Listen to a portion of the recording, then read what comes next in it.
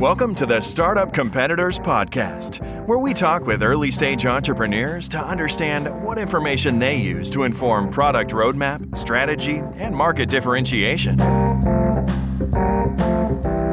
Welcome to the podcast. Today we have Jason Becker, who's the CEO of Dyno and a repeat podcast guest. And I can't remember exactly which episode it was, but it would have been like 2 months ago. I think that's right. Does that seem right? Yeah, it was about 2 months ago. All right. Well, Jason, welcome back to the show. Yeah, thanks for having me. And you're here for a different company. We're here to talk about Dyno. So why don't we start with a quick pitch for Dyno and what you and your team do?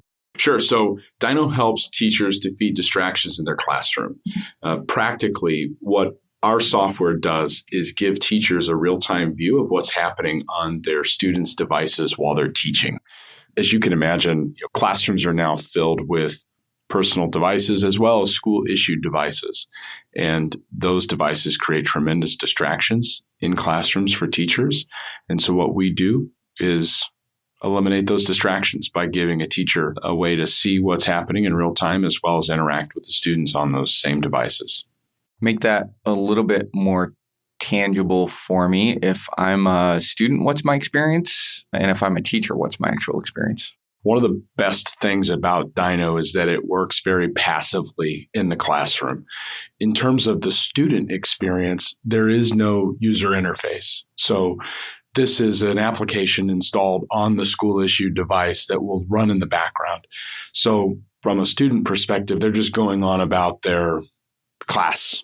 And from a teacher experience, our teachers, some of them use the product very actively, and some of them use it very passively.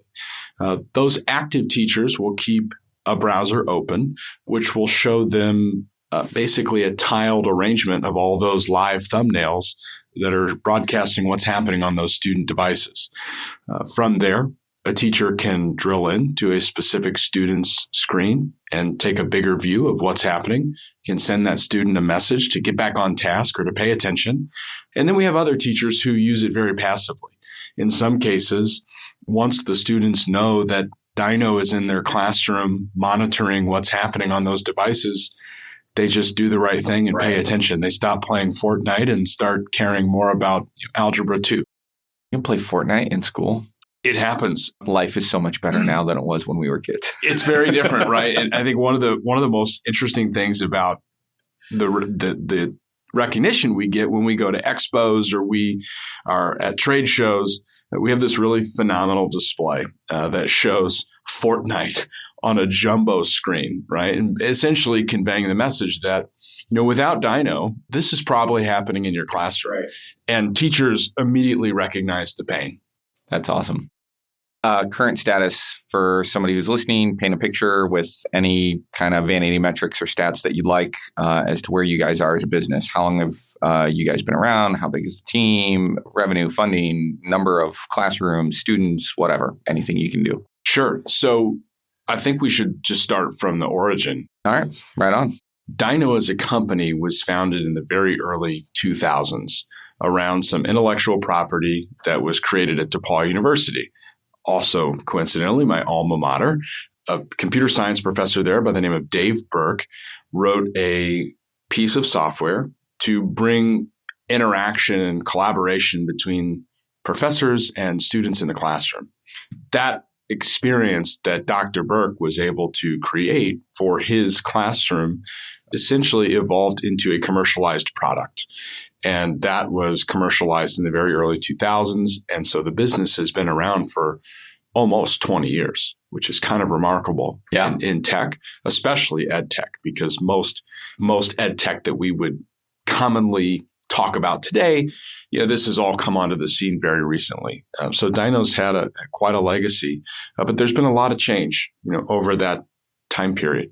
The product that we have and sell now is not the product that was created 20 years ago.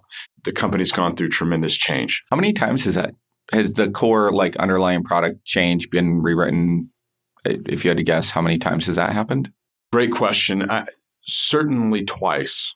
You could probably argue that a third time here in the last 3 years as we smoothed off some very rough edges on our reboot. I think, it'd be interesting to talk about, how we made that decision, to do it.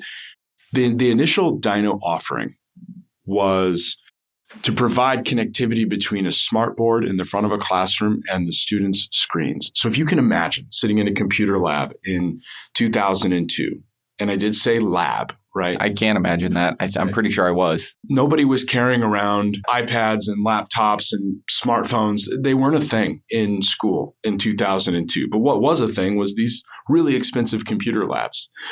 And what Dyno did was connect the professor at the smartboard with the screens that the students were looking at. And in that time period, ink strokes showing up on the front of the classroom and then on your screen in real time was like magic. Yeah. It was amazing. Yeah.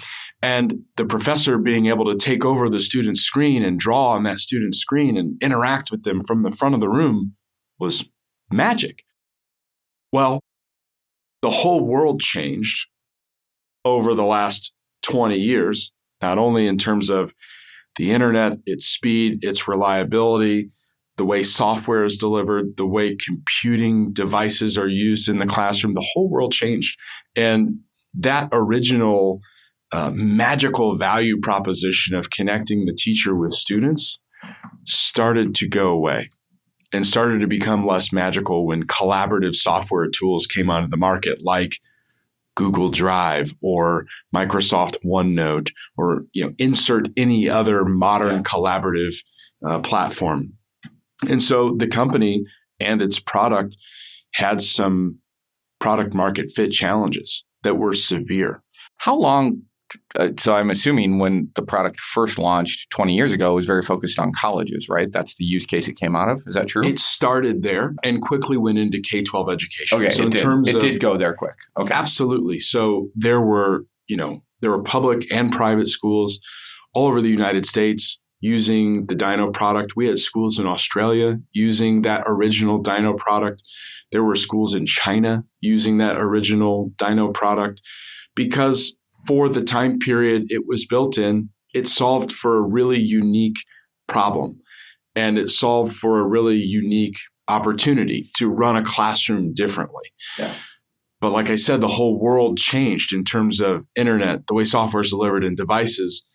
And unfortunately, Dyno did not change with that world for a long time, right? And that's what caused the product market fit to become a real challenge for the business. But, in every challenge, there's an opportunity. And it kind of opened the door for us to reevaluate what are the things that we're doing for educators that matter, and what about our product is valued. And we were able to figure that out. And that's why the company is existing today. That's why it's growing. And it's why it's very healthy today. Go back to healthy. Share some of, again, so how big is the company today? How many classrooms? Anything you can share there? You bet. So the company has less than 15 employees. It is bootstrapped, which means we're a real business that makes more than it spends. It's one of my favorite disclaimers on the company. I love the implicit bias in that definition of bootstrap. Absolutely. It's great. All of that being said, we're in hundreds of schools in the United States. I believe sometime last week, I think we hit one of our highest monitoring days. We had over 500,000 students monitored in a single day. Of course, there are more students that are licensed than are monitored on any given day. Right. But we're monitoring hundreds of thousands of devices every single day across the United States.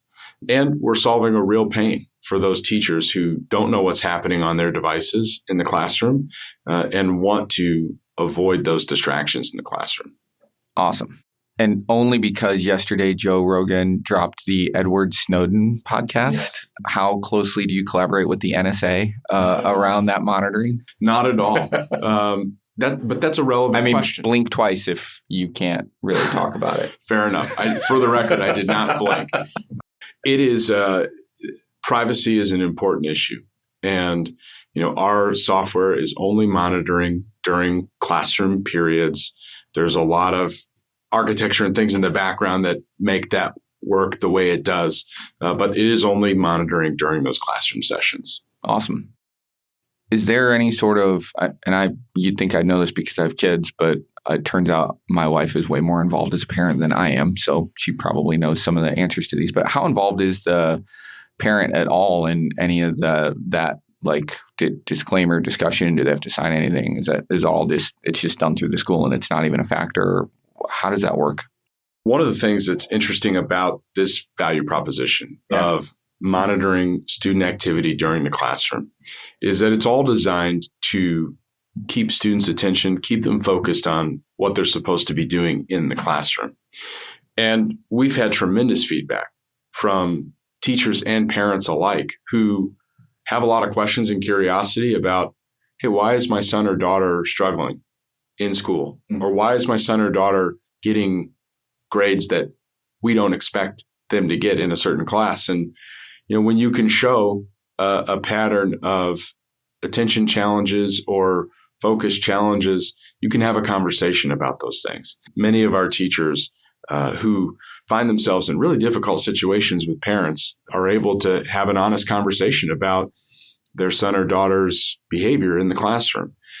In terms of waivers or authorizations or anything like that, it is a school-issued device, and the school preloads all of that software. I'm sure that schools have unique policies per their school, but we're not involved in that. Right on. So today, the primary market sounds like it's K through 12? Yes. So our target market is K-12 education, both public and private. We have all different sizes of schools that are clients. We serve schools that will have 100 licenses. We serve schools that have 36,000 licenses for Dyno. So we can serve the very small schools as well as the very large districts. And I think that the reason for that is the problem's the same, whether you've got one classroom or 10,000. It's the same problem, which is a device in a student's hand can be very distracting. And how long have you been at Dyno? So I've been involved for about 7 years. So I've been involved in this transition of old product to new product. And I give all the credit to the team at Dyno for recognizing the product market fit challenge we had, what to do about it, and then the hard work to get through that challenge. It was not some off the top of any one individual's head. It was a lot of thoughtful analysis that kind of led us through that journey. So that you just articulated my next question perfectly. Let's jump into Dyno when you got there. So take us back to that time. Like, what did you see?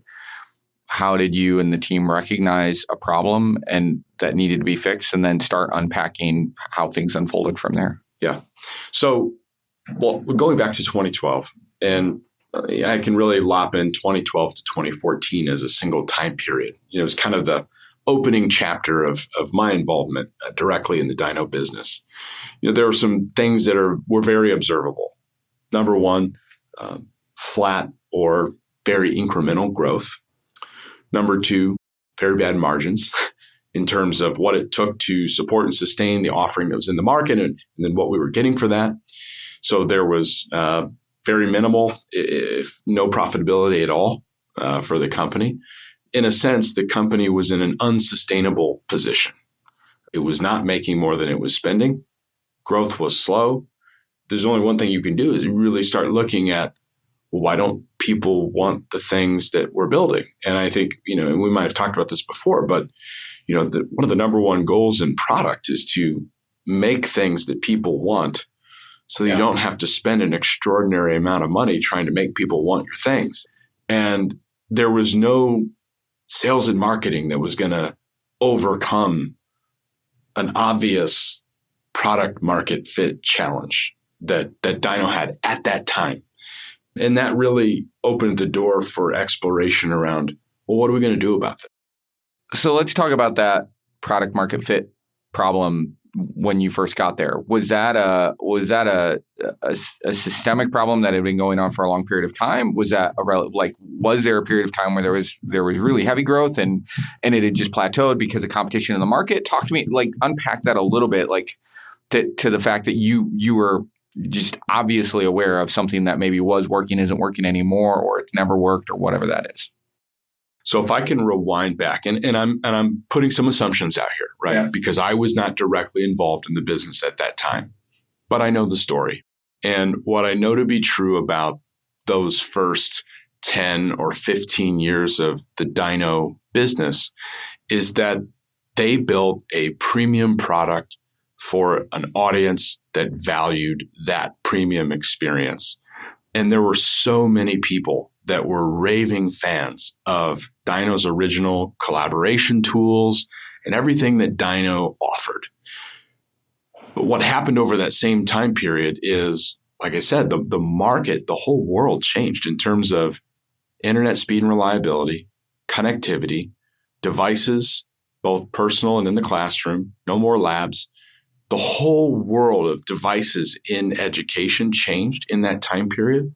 And although those raving Dyno fans still existed, the market generally didn't feel the same. And so I think, if the folks who were involved in those first 15 years of Dyno were in this conversation today, they would say, we were doing great work. We built a product that mattered. We were getting unbelievable feedback, which is all true. The challenge that the business found itself in is that there weren't enough of those people out there who valued that premium product experience at a premium price. And I think that's probably the best way to characterize it. Without having been intimately involved in that time period, there just wasn't the market for what was built. Walk us through the process that you guys followed to figure out what was the right thing to build. It started first with a great deal of introspection by some of our key team members at Dyno. The best way to explain it is we rallied together as a group around that 2014 timeframe and said, what are we doing that is really valuable? Let's look at everything this product suite does. Because at that time, the legacy product was big. It was feature rich, did a lot of things, had modules. And so it gave us an opportunity to really look across our product suite and say, what is the thing we're doing that's creating value?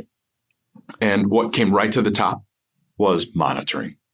How did that come to the top? Was that quantitative, qualitative? Did you just look at logs and you could see that everybody's monitoring? Or did you have to go out to customers and talk to them about that to discover it? All of the above. All of the above. When I say we went through this introspective, reflective exercise, we left no stone unturned. We thought critically as people inside the business about what we know to be true about the value. We asked customers. We went on site with customers to talk about, what are you actually doing with Dyno in your classrooms? What are you doing? What are you hoping it will do? And the thing we kept hearing over and over was, hey, we want to be able to monitor those students' devices so that they don't become, a distraction in our classroom. And I mean, just over and over, we kept hearing the same thing over and over and over. And once we got that feedback, we realized, hey, there's a path here. It wasn't obvious at first. I'll be totally frank. When we looked in that 2014 timeframe about redoing the product and relaunching on a new product market fit, the outcome was unassured. It was a big bet, but we knew that the product market fit that we had was expiring very quickly, and there was no bright future for that product market fit. So we really had no choice but to go deep and figure out what else we're going to do. So then let's talk about that next generation of the product. Was that a complete rewrite from the ground up? Was that let's copy and paste the code and we're just going to start stripping stuff out of it? Complete rewrite. And making it simpler? Complete rewrite. Talk about that decision. That decision was really easy to make because it was obvious, but hard to execute. When you go through something like that as a company, you're acknowledging and admitting that although the work we had previously done had value in the past, it's not valuable anymore. And hey, that's an emotional decision. And you're asking people who worked really hard to make that old product work the way it does, start over. That's a big ask. So although from a business decision, it was really easy to make. It's like, there's no path forward for this. Executing that's hard, and getting people to rally behind a net new build and a from scratch effort is very difficult. And I'm proud of everybody who was involved in that, because it was a big deal. So, the decision was purely a business one. It was not a technical analysis, because we could look at what we had and realize that there was no copy and paste path forward. How big was the Dyno team when you got there? It was bigger than it is now. It was over 20 people. And we had to go through some organizational change to refocus on this new product market fit and make sure that we can run sustainably. There was no bailout coming. There was no desire to raise venture capital. There was no desire to take on additional investors. The directive was, make this company work, make this business work. And that's what we did. From a business perspective, super interested in this. If when you get there, it's I don't want to put words in your mouth. This is me paraphrasing what I think I heard. You can correct me. A barely profitable business, not a hugely profitable business when you first get there. You recognize you need to make a major investment to start turning things around. Where does that, and so that's time and money, right? Which time is just mostly money. So where does that come from if you're not bringing in outside investment? Is there a pile of cash sitting around in the business from prior years that you can spend? Is it we need a strategy to do this that we can keep current customers happy enough that they can keep paying, that we can take that little margin that we have and reinvest it? How did you finance that pivot in the company? The way we financed that pivot in the company was by thoughtfully doing two things at once. We kept our current product operational, meeting our customers' expectations, and high functioning for a long time while we were building this new product. And we were using the proceeds of that revenue to fund our future. And it was enough, right? It was enough to fund version 1 of what is now the Dyno product. And I think that in retrospect, it was a great way to do it, because it provided really natural constraints for us. We didn't have a blank check. We didn't have a pile of cash that we could just burn and hope for the best. We had to be really intentional about starting small, getting something to market and in the market, getting feedback on that, and making it better with a lot of constraints. Once you understood what you needed to build, how long was it until you had your first version of the product in the market? Geez, looking back and thinking through the timeline, it was at least 18 months. Okay.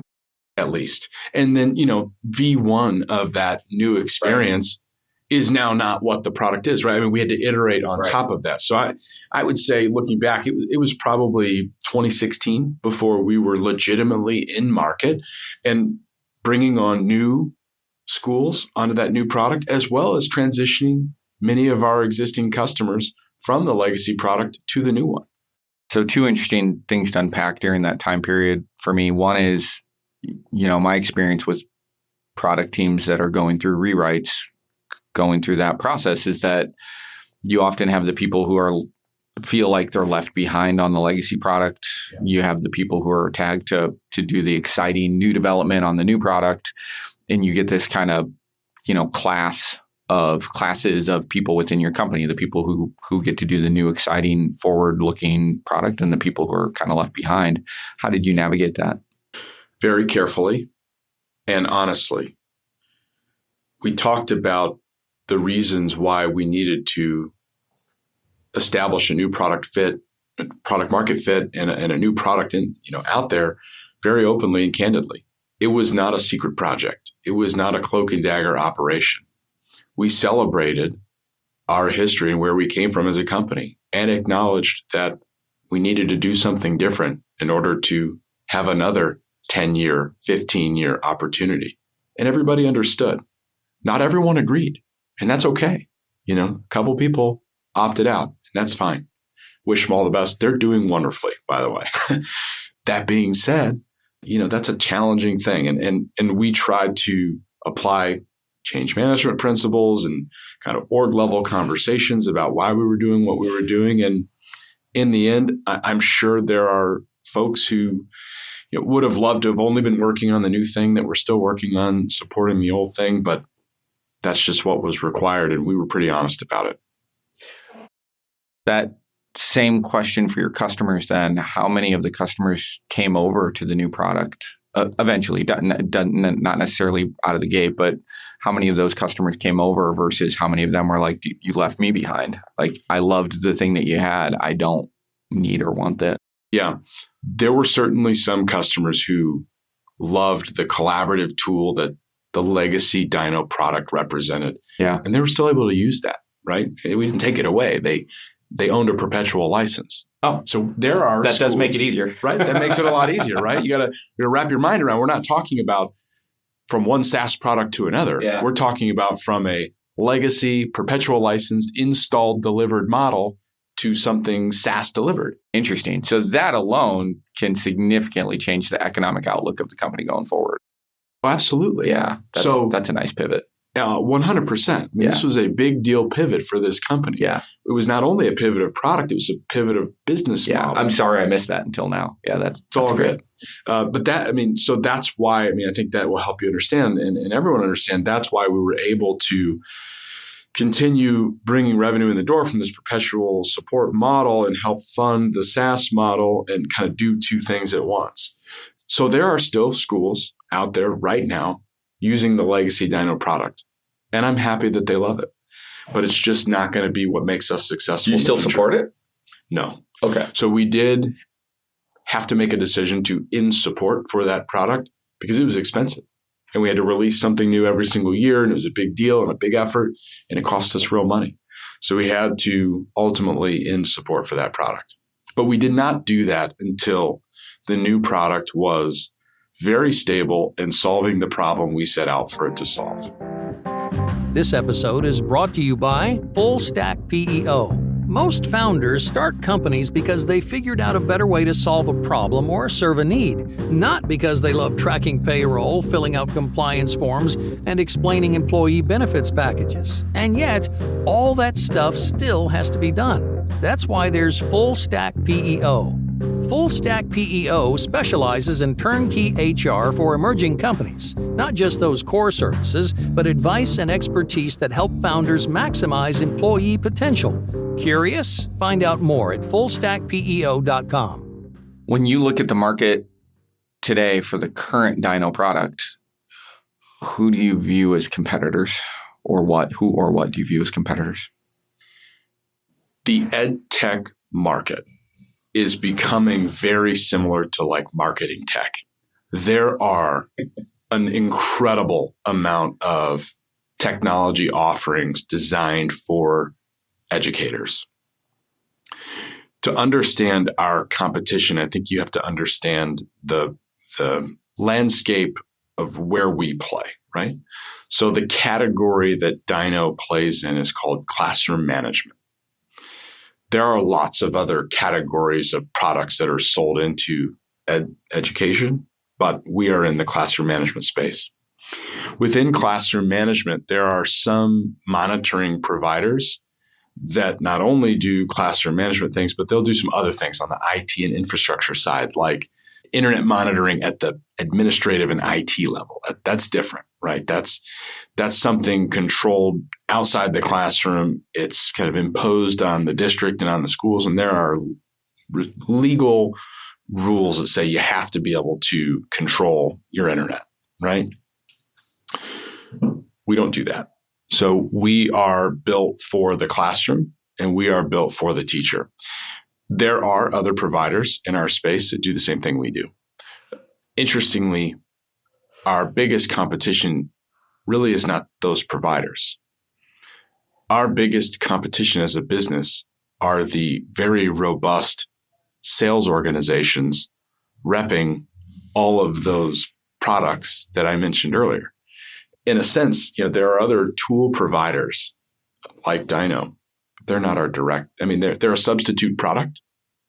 And if they're using our tool, a school's using Dyno, they're not using that other tool, right? So they're substitutes. They're not complements, they're substitutes, but they're really not our direct competition. Our competition is really those sales organizations. CDW and other resellers or bundlers, they're very competitive because they're calling these schools every day. Do you work through any resellers like that? We're starting to. And I think that's been the aha over the last 12 months as we look at how products are sold into schools. One thing that's really clear is that we have to find a way to play ball with those relationship holders because they do a nice job. And when I say that, CDW is our competitor, that's not to paint CDW in a bad light. They're a phenomenal company doing excellent work. But if someone's buying and procuring all their things from CDW, then they're not buying from Dyno. In that sense, they are a direct competitor. Right on. So we're having to mitigate that competitive force by finding ways to align and partner and work together with these organizations.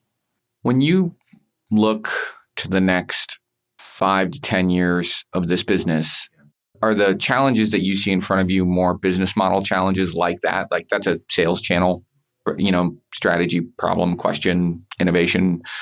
Or is it more, core technology struggles, like how do we do monitoring on virtual reality headsets? Or is it more, which I have to assume is part of the conversation, right? Or is it more, the nature of the business and the way our customer, is it going to be more product market fit? Like the way our customers use our product and think about our product is evolved, and we need to evolve with that again in another big leap forward. When you look forward on this business, what are the challenges that you project out 5 to 10 years from now? Wow. It's both. It's certainly both. And we are actively trying to solve for both.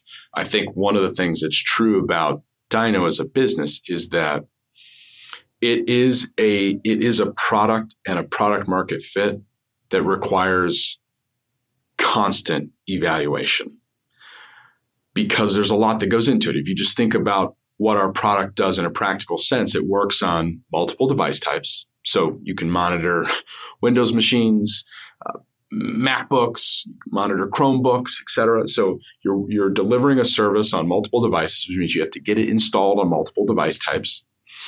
You're dealing with browser compatibility issues, which change all the time. Every day, there's a team of people that wakes up making sure that our product works. And that's not going to ever end. So ours is not a product that you can set and forget. Yeah. And the devices that are being brought into the classroom are also changing all the time. So we find ourselves in this vortex of change that is never going to slow down. So we might be gluttons for punishment or just having a good time doing it, but it's a really hard business to be in because it requires everyday attention to making sure that our product works. So that's on the tech side. So to answer your question, it's an emphatic yes. There's going to be problems on the horizon that we have to be prepared and willing to solve. Just as important as those product problems is the way the offering is sold into the market. We have to be more strategic on that. We're doing a great job of connecting directly with schools and educators right now with our team, and they're great at it. But we need to amplify that. We need to reach out and get into more places than we're able to do with the team we have. And that requires alignment and partnership. Is the product still international? There are a couple of international schools that still use Dyno, but fewer than we had on the legacy product. We still get calls. I think as recent as within the last month, we were talking to someone in Great Britain. I believe there was a conversation in Australia.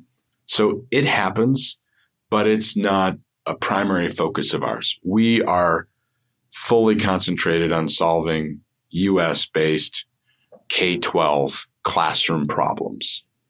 Thank you. That is great insight into that business. So I want to zoom out because as a repeat guest, you have, I think, a special story that not everybody is going to have familiarity with. You're the CEO of two businesses right now, Rick's and Dyno. Talk a little bit about how you manage that, both in terms of attention and focus, leadership team, because it is a different thing than being able to just be 100% focused on one thing. How does that work for you? I ask myself that question often. In all seriousness, first things first, it's about getting the right team in place. And that's such a cliche answer, but honestly, it's made all the difference. It's what's enabled me to be a high functioning participant in each business. One of the things that's true about the way we operate these companies is that everyone involved is very actively involved. We're in the details. We're in the weeds of what we're doing.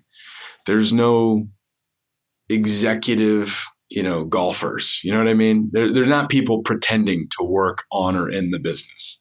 Everybody involved is really involved, which is exciting. But it's been about getting the right personnel in place, the right structures and oversight mechanisms, and kind of the operational guts of like making the company work, making the business run. That's been so important for us.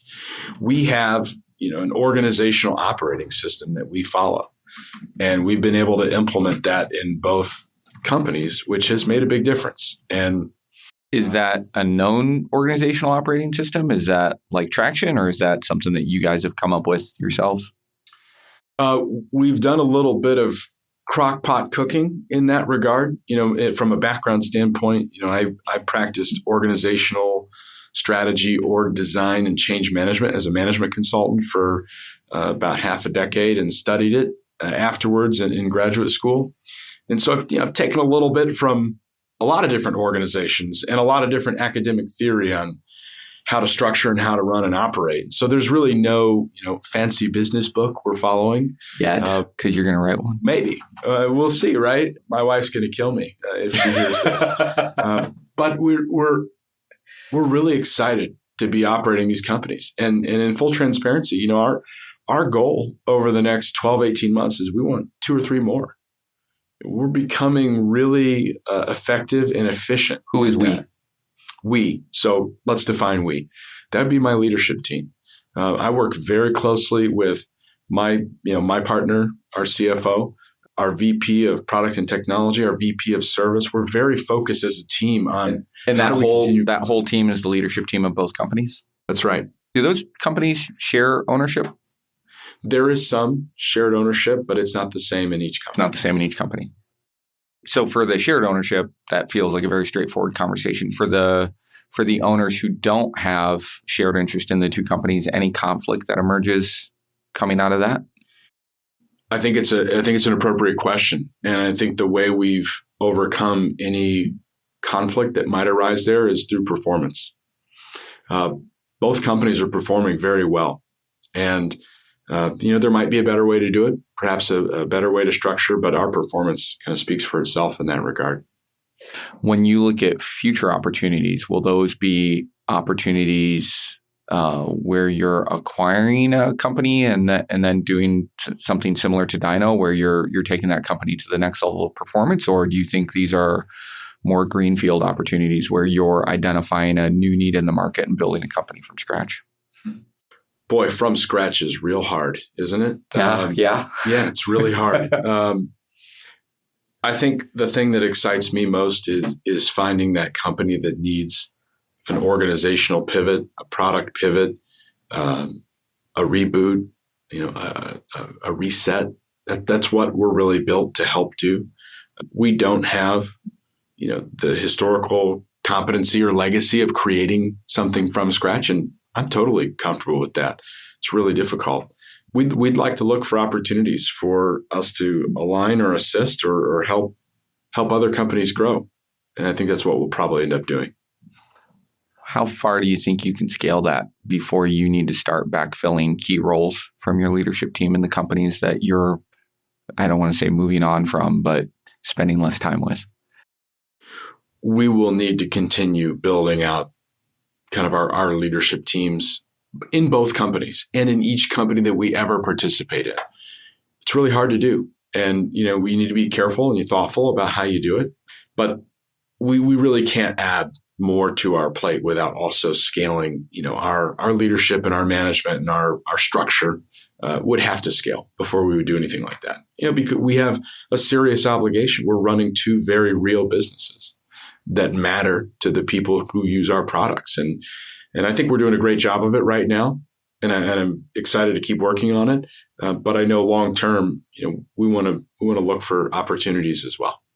What are some of the key components of the organizational operating system that you and the team have built out that you think has contributed to that ability to manage focus across different products and different companies, different markets, completely different markets, right? Like it's not even just different products. You're not running two ed tech companies. You have e-commerce and ed tech and no overlap, right? So that is even in my mind, in many ways, an even more special thing because you have to deeply understand two different sets of competition. You need to understand two different buyers' journeys. You need to understand, in a lot of cases, just completely different technology and constraints and regulatory issues. What are some of the principles, practices, shared beliefs amongst that team that allows that to work? There is deep subject matter expertise inside of each company on the market, the clients, the product, and a deep understanding of why each company works, right? And the value expected, the problems solved, and how we do it. So there's deep subject matter expertise in each one of the companies. In addition to that deep subject matter expertise, there's a communications operating system that runs the same in each company. And I'm going to start from the very bottom and go up. We have a one-on-one feedback practice in each company that is pretty effective and scales at the newest employee of each company all the way up to me and my CFO. We meet every month, one-on-one between manager and teammate to talk about what are the top 3 items of scope on your plate. What are you most excited about? What are you least excited about? What are the skills you want to develop and grow? What are the areas of risk that you see that I don't see? And we have a standard practice of feedback collection across both organizations that starts with, like I said, the most recent employee all the way up to me and our CFO. And that happens monthly. And that communication infrastructure that we're running helps information flow faster, more clearly, and more accurately than anything I've ever been a part of in any other organization. Now, I used to work on this stuff as a consultant, so I would try to help our clients implement these practices to some success or no success because I can't make them do it. But in these companies, I can make us do it, which is a little different and exciting. And it's worked out because we're on the same page. So we have a feedback mechanism that is running in each company that's really effective. Because we have that feedback mechanism running, we communicate internally with radical transparency and candor. Every employee understands our financials. Every employee understands the risks, issues, and threats that we're thinking about as people inside the business. Every employee can walk into my office or have a conversation with anyone else about any topic. There's nothing off limits in either of these companies. It's just the way we work. And it's not for everybody because that's really intimidating and can be really difficult for folks who are not used to working that way. I've had so many people join both companies who say, I've never seen anything like this before because you guys are just laying it bare. I said, well, when you just tell the truth, you don't have to have a very good memory. Just tell things the way they are, right? And just be honest with people. And that's what's made each one of these companies work. There's 2 things going through my mind. One of them really quick. I remember I was on a panel years ago with Martha Hoover founder of Patachu and like 20 other restaurants, feels like. And she once said you could walk into any one of our restaurants, talk to any employee in the restaurant, and ask them what's the vision for the Patachu family of restaurants and what are our big goals this year. And she's like, anybody would tell you. So of course, later that day, I went into a Patachu and had lunch, and somebody was bussing tables next to me, and I leaned over and I said, "Hey, what are the big goals for Patachu this year?" He rattled them off. Like, it was legit. He almost said literally word for word what she said at the panel, which begs the question for me: if I sat down with one of your employees at Rick's, would they be able to explain your financials to me? I think they'd come pretty darn close. Yeah. They might not explain them in the way our CFO does. Well, yeah, no, but they're going to come pretty darn Yeah. close. They're going to understand that it's a SaaS business model. They're going to understand that we've chosen to operate as a business that makes more than it spends. They're going to understand that we are adding revenue streams to the business. They're going to understand that we're having our most profitable year ever. And the reason they're going to understand those things is because we talk about them every single month when we get together as an entire company. I took a lot of inspiration from Patty McCord, who wrote a book about her time with Netflix. And she talked about how important it was for Netflix to be transparent with their financials with all employees, so that if hard decisions ever happen, it won't be a surprise to anybody. Now, fortunately, at both companies we're working on, profitability is there. Right. The growth is happening. So we're in very good times. Right. But, we talk very openly so that everybody understands what we're doing and how things are going. The second thing that was going through my head was a conversation I had yesterday with a local venture capitalist who we were talking about the founder's role in a startup. Yeah. And that thing that you said, in each business, there's somebody with a deep understanding of the market, a deep understanding of the customer, a deep understanding of the competition. If I had to relay, a short summary of that 15 minutes of the conversation, one of the things I would have said is, from that venture capitalist's perspective, and certainly I think this has resonated in my bias as well, I would have said that needs to exist in the CEO, right? Particularly for a small team.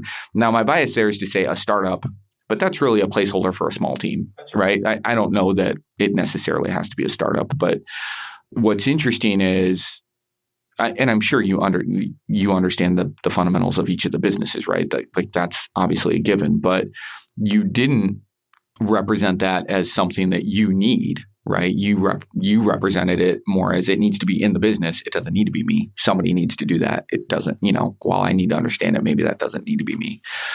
And that's an interesting idea, which obviously at face value, you see replicated in private equity firms all over the world, right? Like clearly it is probably a venture capital bias that the founder as subject matter expert is probably more common there. But you know what they do? Yeah. Let's chop that up. You know what they do?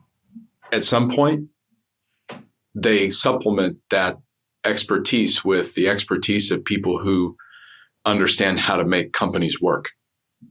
There's not a single venture-backed firm you can think of, even in this town, where that's not happened. Unpack that for me a little bit more. Give me an example. You don't have to name a company, but that's risky. But it's all good. At some point, to make a business work, there have to be people in that business that have deep expertise on how companies work, how organizations function, how change gets made, how markets get moved. And sometimes that expertise is not in the founder. Right. Is not in the person who had that spark of brilliance and said, let's do this thing, or let's make this service, let's deliver this product. And I think there have been a couple of examples locally here where that original founder is super self-aware and knows that. Hey, I had an awesome idea and I love what we're doing and I want to see this thing grow to its full potential and I need help. And help comes, right? And that's almost always the story with venture-backed companies. They'll install really high-functioning, high-performing people, not because the founder or the person who had that spark of brilliance, needs bailed out, but because there are competencies required to make companies work. And that's what we're really focused on, having both. The competency and the deep subject matter expertise that makes the product market fit work, and the competency and deep subject matter expertise that makes the business work. And that's why both of these businesses now work. They make more than they spend, and they're profitable because we have both. And I think, look, to succeed over the long run and to operate as a real business, you have to have both. You can't make it with just one. I can't wait until you guys go get your next company so I can have you on the show again. Well, we'll see, right? There's no imminent plans. That was not a threat, by the way. I want to do this again. And clearly the pattern is now every time you have another company, you have to come on. So, yeah. 2 years in, maybe. I come by it very honestly. I'm very, very proud of, watching and seeing my dad as a serial entrepreneur do this so many times and so successfully. He does it. He does it differently than I do. He's a from scratch guy. He's a guy who can sit down, think about a problem, analyze the market, and say, "I got the idea." He's amazing at that. That's not my skill set yet. I'd love to get there. I'm working hard to get there, but I'm very proud of having watched what he's accomplished. And, I'm excited to be in the game. I'm excited to be, a part of what we're doing and excited to look for that next thing. And it's not a wanderlust thing. It is just a curiosity about where else and how else can we make this operating system work? Can we really go take a company that we don't have the deep subject matter expertise in and make it work better? I'm just really intellectually curious about that. And we're going to explore. We're going to make something happen. So I'll be back. I don't know when that will be. Love it. But I'll be back, and hopefully within the next 24 months. Awesome. Jason, thank you so much. Yeah, you're welcome. Thank you.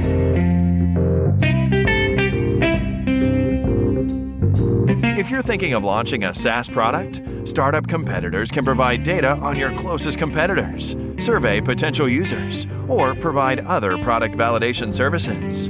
Learn more at startupcompetitors.com.